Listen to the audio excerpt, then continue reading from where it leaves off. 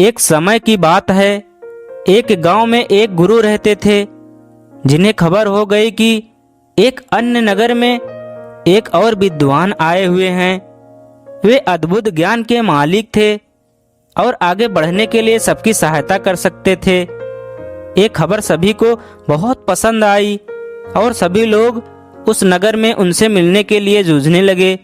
इन दो विद्वानों की राजा को जब पता चला तो वहां का राजा उनसे बात करने के लिए अपने दरबार में बुला ले आए। राजा ने दोनों विद्वान से अपने राज्य में ज्ञान का प्रचार करने का आग्रह किया। दोनों विद्वानों ने राजा के आह्वान को स्वीकार किया और उन्होंने राजा के सामने आगे जाकर कहा, आपके सामर्थ्य के लिए हमें गर्व महसूस हो रहा है महाराज। हम आपकी सेवा में हमारा सर्वोच्च कर्तव्य मानने के लिए तत्पर हैं। राजा ने खुशी से भरे ओंठों से कहा, तुम्हारे सामान्य भाषा में जनता को समझाओ। पहले विद्वान मुस्कुराते हुए बोले, अच्छा महाराज, हम आपके राज्य के राजा और प्रजा के बीच बातचीत को सुगम बना सकते हैं।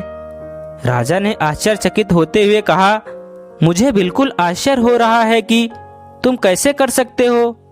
दूसरे विद्वान ने मुस्कुराते हुए कहा, महाराज, हम आपके राज्य के लोगों को सामग्री के बिना खाने का ज्ञान दे सकते हैं।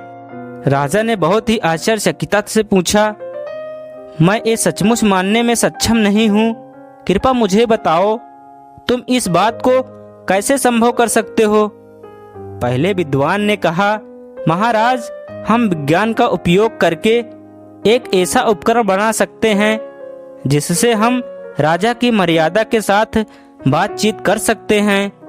यह उपकरण हमारे बहुत सारे प्रयोगों को सुलभ बना सकता है और आपके ग्रामीणों के बीच सामर्थ्य का निर्माण कर सकता है। दूसरे विद्वान ने कहा, महाराज, हम खाना खाने की जरूरत के बिना एक ऐसा प्रयोग बना सकते हैं जिससे खाने की जगह नहीं होती है।